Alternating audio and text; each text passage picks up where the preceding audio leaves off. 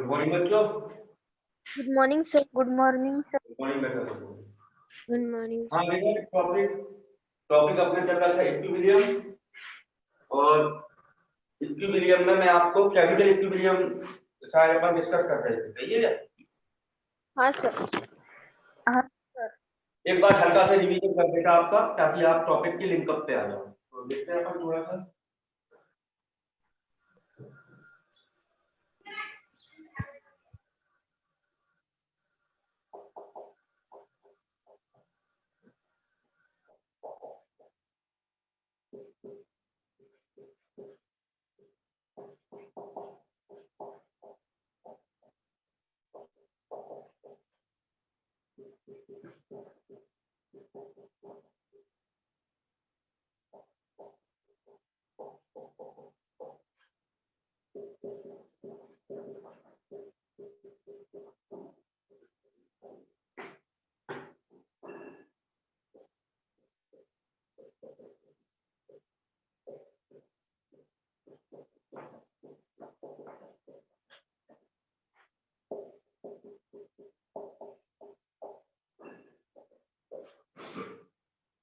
मैंने आपको इतना पार्ट पढ़ाया हुआ है, वन बाय वन में इसको डिस्कस कर दिया। 5 मिनट का काम है। इरिवर्सिबल रिएक्शन, मैंने इसमें आपको बताया था ऐसी रिएक्शन जिसमें रिएक्टेंट से प्रोडक्ट तो मिलता है,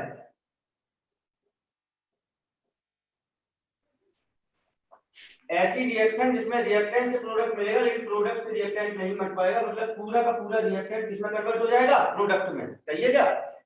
हाँ सर। इसके मैंने आपको कुछ कैरेक्टर बताए थे। पहला कैरेक्टर क्या था कि जो अगर रिएक्शन कोई इरिवर्सिबल रिएक्शन है तो जो पूरा का पूरा रिएक्टेंट है वो आपका प्रोडक्ट में कन्वर्ट हो जाता है। इसको आप सिंगल एरो से रिप्रेजेंट करते हो और डेल्टा जी की वैल्यू इसके लिए नेगेटिव होती है। कोई दिक्कत? No sir. इसके मैंने कुछ आपको एग्जांपल बताए थे। पहले एग्जांपल मैंने आपको बताया था न्यूट्रलाइजेशन रिएक्शन। न्यूट्रलाइजेशन रिएक्शन का मतलब होता है एसिड और बेस की रिएक्शन, लेकिन कंडीशन है कि एसिड भी स्ट्रांग हो, बेस भी स्ट्रांग हो। याद है? हाँ सर। दूसरी रिएक्शन मैंने आपको एग्जांपल बताया था प्रेसिपिटेशन रिएक्शन। तीसरा बताया था थर्मल डिकम्पोजिशन, और लास्ट में बताया था मैंने आपको रिडॉक्स रिएक्शन। ये 5 एग्जांपल है।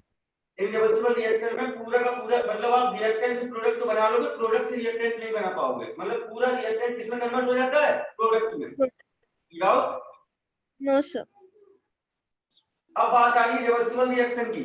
तो रिवर्सिबल रिएक्शन ऐसी रिएक्शन है कि जिसमें रिएक्टेंट से प्रोडक्ट भी बनेगा और प्रोडक्ट से रिएक्टेंट भी बनेगा। जैसे आप अगर आप सिंपल एग्जांपल देखो तो पानी से, अगर फ्रिज में पानी रखा है तो पानी से बर्फ बन जाएगी, और जैसे आपका इलेक्ट्रिसिटी या करंट या लाइट आपकी चली गई तो बर्फ पानी में कन्वर्ट हो जाता है क्या? हाँ सर। मतलब reactant convert product and product convert into reactant, ये वाली रिएक्शन कभी कंप्लीट नहीं होती। मतलब इस रिएक्शन को कंप्लीट नहीं हो पाती। हम इस टाइप के एरो से शो करते हैं रिवर्सिबल रिएक्शन को। इससे ये बनता है, इससे ये बनता है, इससे ये बनता है, इससे ये बनता है। ये रिएक्शन कंप्लीट नहीं होती और यही वाली रिएक्शन इक्विलिब्रियम की तरफ चली जाती है। कोई दिक्कत? No sir. अब हमारे टॉपिक का नाम ही केमिकल इक्विलिब्रियम है। तो केमिकल इक्विलिब्रियम क्या है? आपको पता है जब केमिकल इक्विलिब्रियम का रिवर्सिबल रिएक्शन जाती है, और जब कोई रिएक्शन केमिकल इक्विलिब्रियम पे है तो concentration of reactant to product constant हो जाता है। कोई डाउट? और मैंने ग्राफ बताया था आपको, ये वाला याद है? हाँ सर। कंसंट्रेशन टाइम का, ये रिएक्टेंट है और ये प्रोडक्ट है। तो देखो टाइम और एक समय ऐसा रहा है जहां रिएक्टेंट प्रोडक्ट दोनों की कंसंट्रेशन कांस्टेंट होगा। इस पॉइंट को आप इक्विलिब्रियम पॉइंट बोलते हो। इसके मैंने कुछ कैरेक्टर बताए थे आपको। पहला कैरेक्टर मैंने आपको ये बताया था कि जब कोई भी रिएक्शन इक्विलिब्रियम पे है तो कंसंट्रेशन कांस्टेंट हो जाता है। दूसरा कैरेक्टर मैंने ये बताया था कि rate of forward reaction is equal to rate of backward reaction. Chemical equilibrium में जिस स्पीड से रिएक्टेंट से प्रोडक्ट बनता है उसी स्पीड से प्रोडक्ट से रिएक्टेंट भी बनता है। सही है? हाँ सर। केमिस्ट्री में रिएक्शन की स्पीड को एक नया नाम दिया जाता है जिसे आप रेट बोलते हो। रेट का मतलब है रिएक्शन की स्पीड। इस बात को मैं पहले भी बताया, फिर भी बता रहा हूं, बार बार कह रहा हूं। अगर रेट लिखा है तो केमिस्ट्री में रेट का मतलब होता है रिएक्शन की स्पीड। तो अगर कोई रिएक्शन इक्विलिब्रियम पे है तो रिएक्टेंट से प्रोडक्ट बनने की स्पीड या रिएक्टेंट से प्रोडक्ट बनने की रेट और प्रोडक्ट से रिएक्टेंट बनने की रेट हमेशा इक्वल होती है। तीसरा मैंने आपको बताया होगा कैटलिस्ट के बारे में। अगर कोई रिएक्शन इक्विलिब्रियम पे है, आप उसमें कैटलिस्ट डाल दो तो इक्विलिब्रियम पे कोई इफेक्ट नहीं पड़ेगा, लेकिन इक्विलिब्रियम जल्दी जनरेट हो जाएगा। एक कैरेक्टर मैंने आपको ये बताया होगा, इक्विलिब्रियम डायनेमिक नेचर का होता है, मतलब इसमें मोशन बना रहता है। और लास्ट कैरेक्टर मैंने आपको ये बताया था कि अगर ये रिएक्शन इक्विलिब्रियम पे है, आप टेंपरेचर, प्रेशर, कंसंट्रेशन में चेंज कर दो तो इक्विलिब्रियम डिस्टर्ब हो जाएगा। कोई डाउट? No sir. मैंने लास्ट में वर्ड बताया था एक्टिव मास। एक्टिव मास का मतलब होता है मोलैरिटी। इसमें मैंने एक दो क्वेश्चन भी करवाए थे। और मोलैरिटी का फार्मूला होता है moles of solute upon volume of solution in litre. Mole form से आपने पढ़ाया हुआ है। आगे बढ़ें। हाँ सर। ये जो जितना मेरा ये पार्ट हुआ था, मतलब बेसिक मैंने कुछ पढ़ाया हुआ था, उसको मैंने एक बार रिवाइज कर दिया। अब अपन टॉपिक की तरफ। परंतु मानवी तक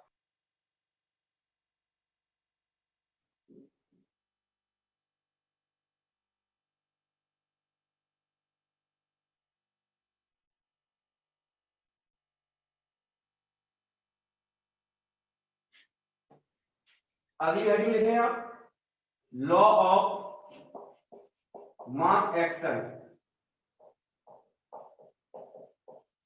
law of mass action.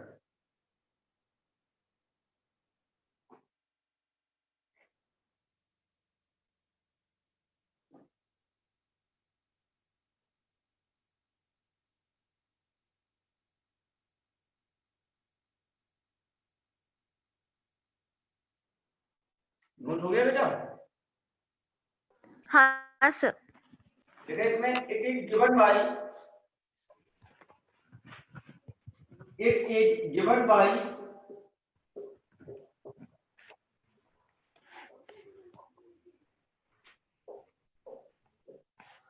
Scientist का नाम है Guldberg and Wahge.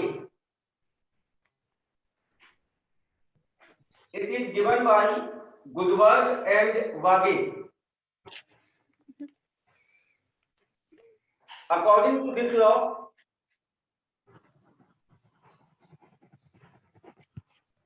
according to this law,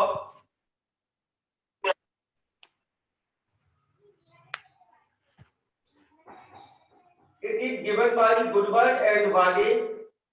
According to this law, हो गया? हाँ सर। अब नई लाइन से लिखें, नई लाइन से the rate of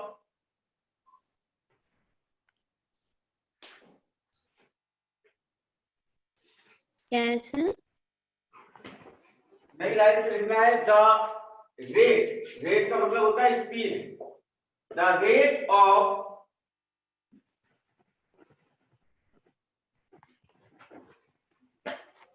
chemical reaction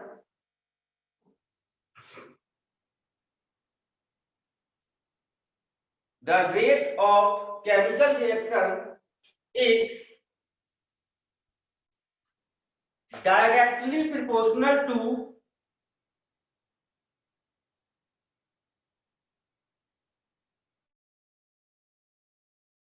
chemical reaction is directly proportional to mole per liter concentration. Mole per litre concentration. इसी को आप मोलैरिटी के नाम से भी जानते हो, तो ब्रैकेट में लिख रहे हैं मोलैरिटी। इसी को आप एक्टिव मास के नाम से भी जानते हो।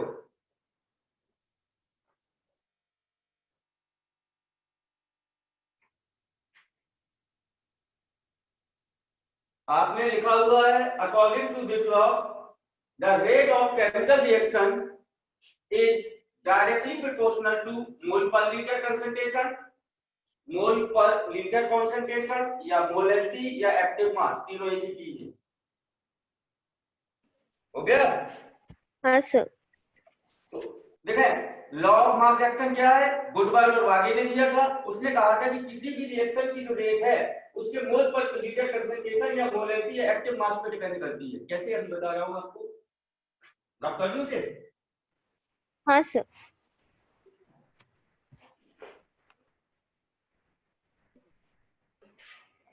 देखो जहां समझ में ना आए बोलते जाना, चीजें सिंपल, कुछ है नहीं उसमें। जैसे कोई रिएक्शन है A प्लस बी और ये रिवर्सिबल रिएक्शन है C प्लस बी। आपको पता है इक्विलिब्रियम पे रिवर्सिबल रिएक्शन जाती है, रिवर्सिबल का साइन ये होता है, तो ये रिवर्सिबल रिएक्शन है, ये केमिकल इक्विलिब्रियम की तरफ जाएगी। क्योंकि मैं आपको बता चुका हूं रिवर्सिबल रिएक्शन में इससे ये बनता है, इससे ये देखो ये वाला एरो हाँ। है, ये कह रहा है कि इससे ये बनता है, और ये वाला एरो है, ये कह रहा है इससे ये बनता है, तो ये रिवर्सिबल रिएक्शन है। और यही वाली रिएक्शन इक्विलिब्रियम पे जाती है क्या? हाँ सर। अब अभी आपको गुडवाल और वागे ने बताया कि जो रेट ऑफ केमिकल रिएक्शन है वो एक्टिव मास मतलब मोल पर लीटर कंसंट्रेशन पर डिपेंड करती है। देखो जरा आ रहा है। अच्छा एक चीज और देखो, रिएक्टेंट से प्रोडक्ट का कन्वर्ट होना फॉरवर्ड रिएक्शन कहलाता है क्या? हाँ सर। और प्रोडक्ट से रिएक्टेंट का कन्वर्ट होना बैकवर्ड रिएक्शन कहलाता है क्या? हाँ सर। आराम से देखना, बॉक्स देखो, आरएफ लिख रहा हूं, आरएफ का मतलब है rate of forward reaction. R का मतलब रेट और जहां मैंने एफ लिखाया है तो रेट ऑफ फॉरवर्ड रिएक्शन। और देखो जरा directly proportional to concentration of A और कंसंट्रेशन ऑफ बी, या rate of backward reaction directly proportional to concentration of C concentration of D. मतलब समझे? अभी आपने लिखा the rate of chemical reaction is directly proportional to mole per liter concentration। तो मुझे forward reaction की अगर रेट देखनी है तो जो फॉरवर्ड रिएक्शन है वो ये वाला है, तो फॉरवर्ड रिएक्शन की रेट होती है directly proportional to concentration of reactant. और रिएक्टेंट कौन है, ए और बी है क्या? हाँ सर। अगर मुझे रेट बैकवर्ड रिएक्शन की देखनी है तो बैकवर्ड रिएक्शन की रेट क्या होगी, बैकवर्ड रिएक्शन ऐसे जा रही है, तो बैकवर्ड रिएक्शन की रेट होती है directly proportional to concentration of product. और प्रोडक्ट कौन है, सी और डी है क्या प्रोडक्ट? हाँ। वर्क देखो, rate of forward reaction is directly proportional to concentration of reactant, concentration है ए और B. Rate of backward reaction is directly proportional to concentration of C and D, और सी और D कौन है, product. वो लिखकर no sir. वैसे एक बात सुन ले, हम पढ़ रहे हैं लॉ ऑफ मास एक्शन। उसने बताया था कि किसी भी केमिकल रिएक्शन की रेट है उसके मोल पर लीटर कंसंट्रेशन पर डिपेंड करती है। अगर हम फॉरवर्ड रिएक्शन की रेट देखेंगे तो रिएक्टेंट की कंसंट्रेशन पर डिपेंड करेगी, और बैकवर्ड रिएक्शन की रेट देखेंगे तो वो प्रोडक्ट की कंसंट्रेशन पर डिपेंड करेगी। कोई डाउट? No sir. बना ले ऐसे।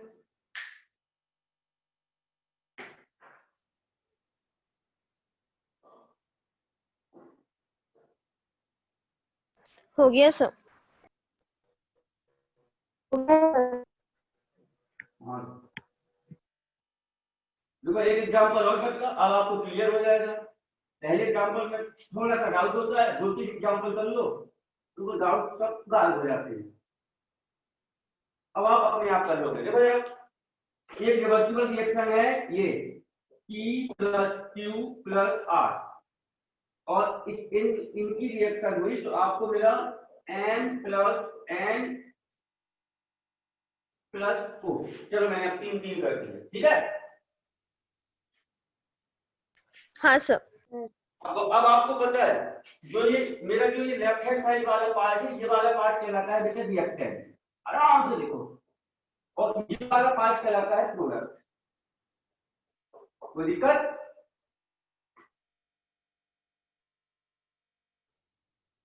No sir. No sir. अगर रिएक्टेंट से प्रोडक्ट मिल रहा है तो ये वाली रिएक्शन कहलाती है फॉरवर्ड रिएक्शन, और अगर प्रोडक्ट से रिएक्टेंट मिल रहा है तो ये वाली रिएक्शन कहलाती है बैकवर्ड रिएक्शन।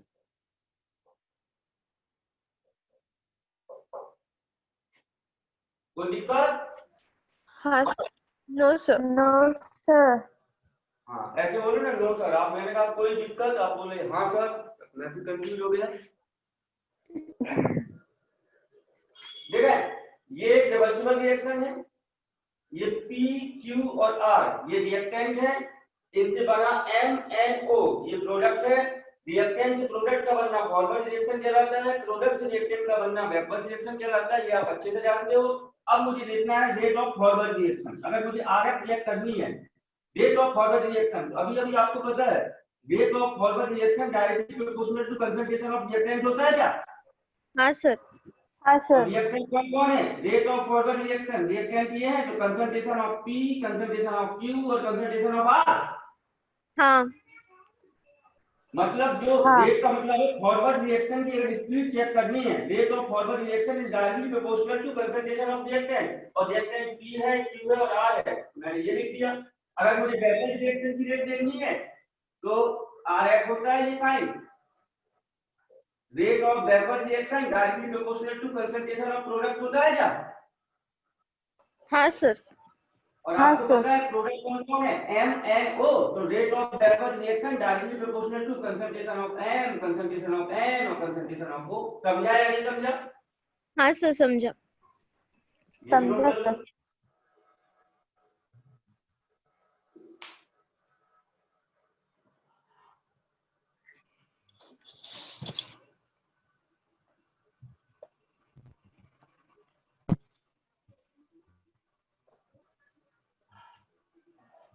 हो गया।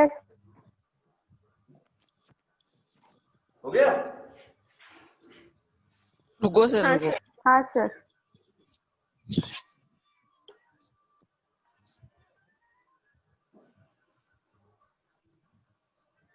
हो गया सर। अब ध्यान से देखना। अब ये सब तो मैं मतलब वैसे ही बता रहा था, अब जो असली काम है जहां से न्यूमेरिकल आते हैं उस पोर्शन की तरफ मूव हो रहा हूं।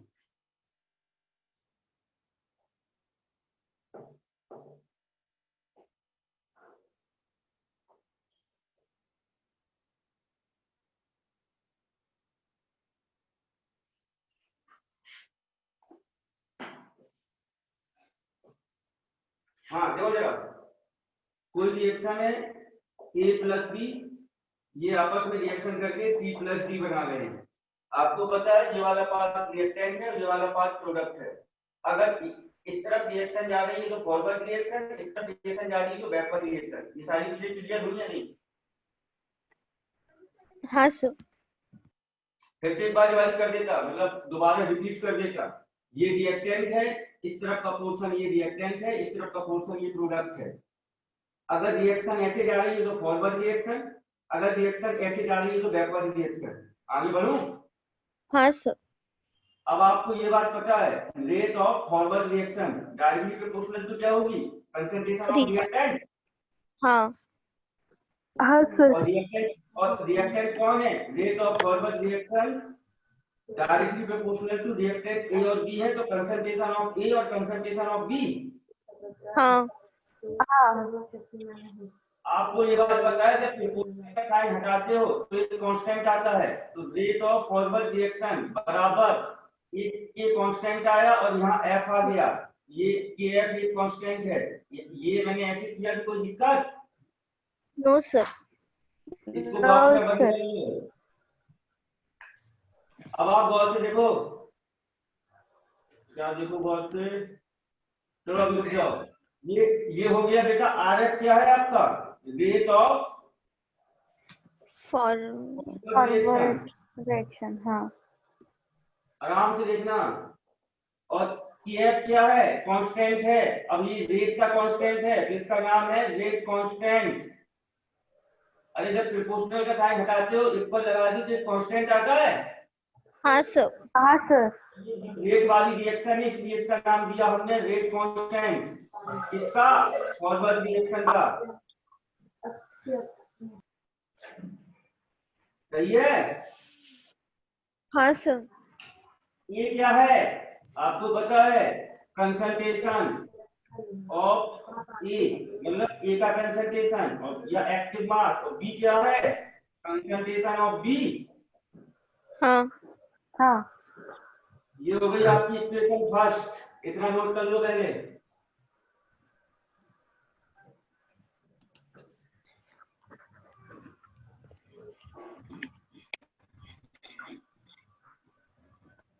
हो गया सर। सर। अब आगे देखें,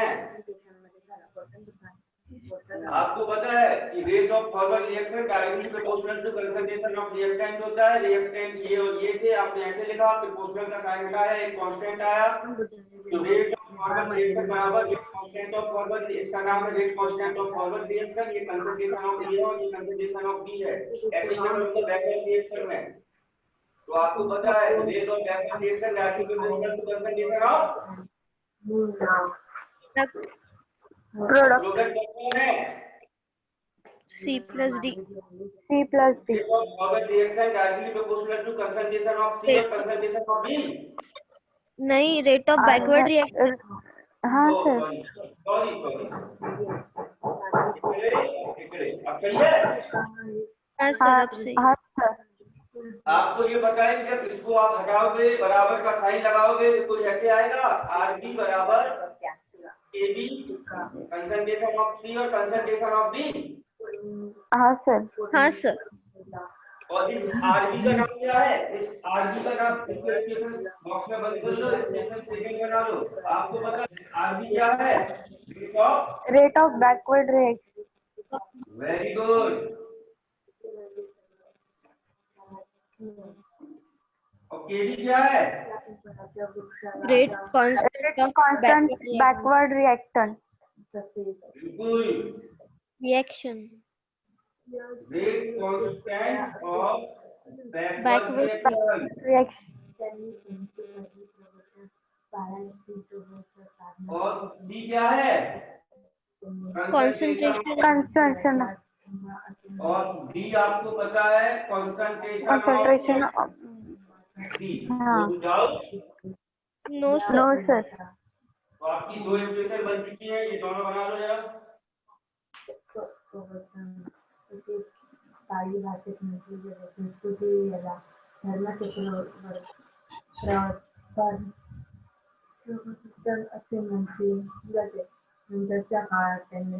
हो गया सर। सर एक मिनट,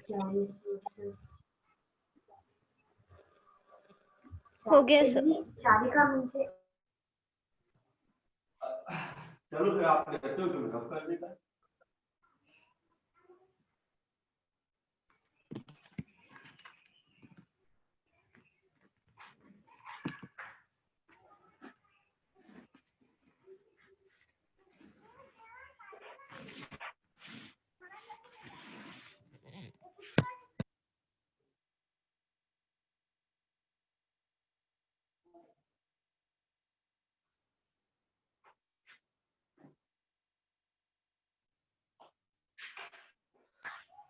हाँ आगे देखें, ये वाली रिएक्शन थी, यहाँ से आपको दो इक्वेशन मिली बेटा।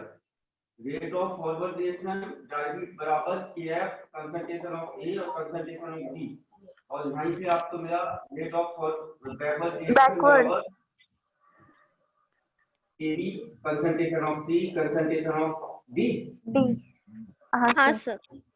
ये आपको मिला हुआ है। अब आपको ये बात पता है, आपने इसको इक्वेशन 1 बनाया था और इसको इक्वेशन 2 बनाया, इतना काम आपने किया था। ये आपको नहीं लिखना, ये तो मेरा बहुत छोटा है, तो मुझे बार बार लिखना पड़ रहा है। यहाँ तक किया है आपने? हाँ सर, समझा। हाँ सर। अब आपको पता है, सुनो, मैंने आपको कैरेक्टरिस्टिक ऑफ इक्विलिब्रियम बताए थे, और मैंने इक्विलिब्रियम में आपको बताया था कि पहला कैरेक्टर ये बताया था कि अगर रिएक्शन इक्विलिब्रियम पे है तो रिएक्टेंट का कंसंट्रेशन और प्रोडक्ट का कंसंट्रेशन कांस्टेंट होता है, सही है? हाँ सर। और मैंने दूसरा कैरेक्टर बताया था केमिकल इक्विलिब्रियम का, आप चाहो तभी देख लो, दो ही पढ़ने होंगे। अगर रिएक्शन इक्विलिब्रियम पर है तो रेट ऑफ फॉरवर्ड रिएक्शन और रेट ऑफ बैकवर्ड रिएक्शन बराबर होती है क्या? हाँ सर। मतलब मैंने आपको ये बताया था कि अगर रिएक्शन इक्विलिब्रियम पे है तो जिस स्पीड से रिएक्टेंट से प्रोडक्ट बनेगा उसी स्पीड से प्रोडक्ट से रिएक्टेंट बनता है क्या? हाँ सर। तो मैं आपको ये बात लिख दूं, वी नो, हम जानते हैं, अब हमें पता है आपको या नहीं पता, लेकिन ऐसे लिखना, we know at equilibrium rate of forward reaction is बराबर रेट ऑफ बैकवर्ड रिएक्शन। हाँ सर। और आपको पता है रेट ऑफ फॉरवर्ड रिएक्शन ये है और रेट ऑफ बैकवर्ड रिएक्शन, तो मैं रेट ऑफ फॉरवर्ड रिएक्शन की जगह ये लिख दूं क्या कि हाँ एफ सर। ए हाँ बी KF equals और रेट ऑफ बैकवर्ड रिएक्शन की जगह ये वाला पार्ट लिख दूं K B C KB D. D। हाँ सर। हाँ इस वाली रिएक्शन को मैं ऐसे भी लिख सकता हूं क्या बेटा, आराम से देखना कि एफ अपॉन के बी बराबर CD upon AB। देखो क्रॉस होगा तो वही आ जाएगा। हाँ सर। हाँ सर। यहाँ तक कोई दिक्कत? No sir. No sir. अब आगे देखें। देखो बेटा, अब इस रिएक्शन को मैं आगे ऐसे भी लिख सकता हूँ KC बराबर KF upon KB concentration of C, concentration of D और कंसंट्रेशन ऑफ A और कंसंट्रेशन ऑफ B। अब आप ये तो आपको पता ही था कि KC क्या है, ये KC है बेटा इक्विलिब्रियम कांस्टेंट, वेयर KC बराबर है आपका equilibrium constant.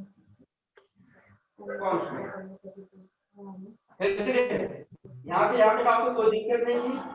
KF upon KB के रेशियो को आप KC बोलते हो या प्रोडक्ट, ये वाला C और D है ये प्रोडक्ट, देखो ये प्रोडक्ट है और ये वाला रिएक्टेंट है, तो आप ऐसे बोलते हो। देखो जरा KC बराबर आप ये भी लिख सकते हो KF अपॉन KB या KC बराबर आप ये भी लिख सकते हो प्रोडक्ट का कंसंट्रेशन अपॉन रिएक्टेंट का कंसंट्रेशन। तो मैं इस वाले पार्ट को ऐसे लिख सकता हूँ क्या? हाँ सर। अब KC क्या है, कौन सा कांस्टेंट है, इक्विलिब्रियम कांस्टेंट। सर। हाँ सर। और ये क्या है, KF क्या है, rate constant of forward reaction, और KB क्या है, rate constant of backward reaction.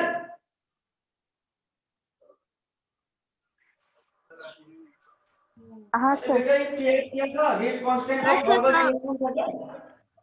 हाँ सर समझा। याद रखना। अरे हाँ सर आप समझा।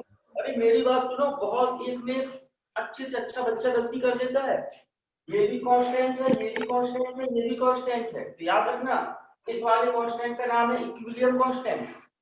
ये रेट कांस्टेंट है और ये भी रेट कांस्टेंट है, लेकिन ये रेट कांस्टेंट है फॉरवर्ड रिएक्शन का और ये रेट कांस्टेंट है बैकवर्ड रिएक्शन। हाँ सर। तो याद रखना केसी इक्विलिब्रियम कांस्टेंट है, इक्विलिब्रियम कांस्टेंट केसी बराबर क्या होता है, rate constant of forward reaction upon rate constant of backward reaction, या केसी बराबर क्या होता है, प्रोडक्ट का कंसंट्रेशन अपॉन रिएक्टेंट का कंसंट्रेशन। कोई डाउट? No sir. नोट कर लो।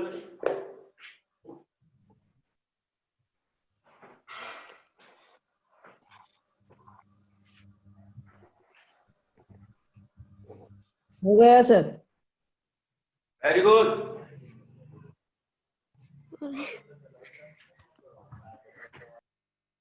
हाँ सर हो गया। हो गया? हाँ सर। हाँ सर। अब देखो, अब मैं कुछ थोड़ा सा मतलब ये टाइम पास करूंगा। टाइम पास कैसे करूंगा, मैं आपसे पूछूंगा इक्विलिब्रियम कांस्टेंट की डेफिनेशन बताओ, तो एक डेफिनेशन तो ये हो जाएगी, the ratio of rate constant of forward reaction and rate constant of backward reaction is known as equilibrium constant। हाँ सर। दूसरी डेफिनेशन ये हो जाएगी, the ratio of product concentration and reactant concentration is also known as equilibrium constant। हाँ sir. तो अगली heading है आपकी इक्विलिब्रियम कांस्टेंट।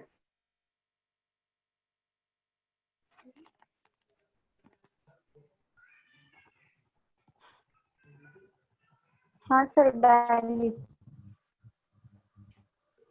नेक्स्ट हेडिंग आपकी equilibrium constant.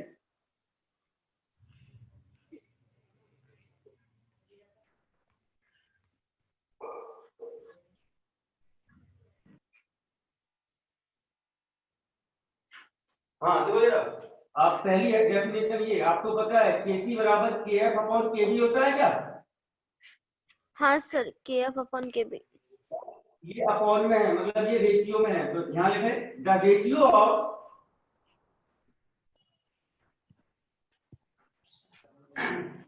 the ratio of rate constant of forward reaction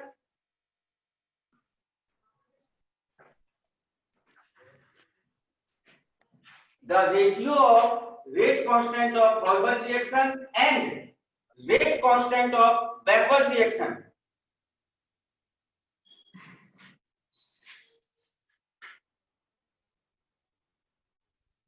The ratio of rate constant of forward reaction and rate constant of backward reaction is known as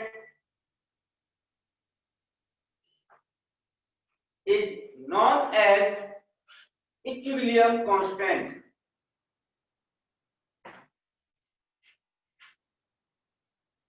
हो गया? हाँ sir हो गया।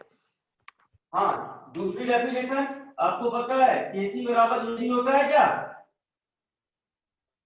Product concentration upon reactant concentration. हाँ sir.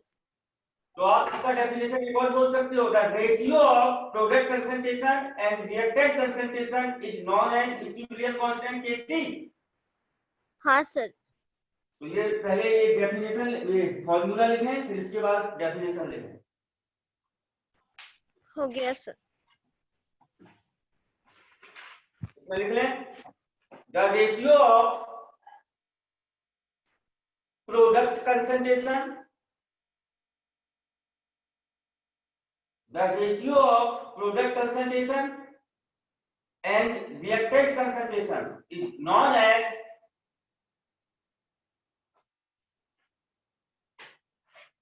equilibrium constant Kc।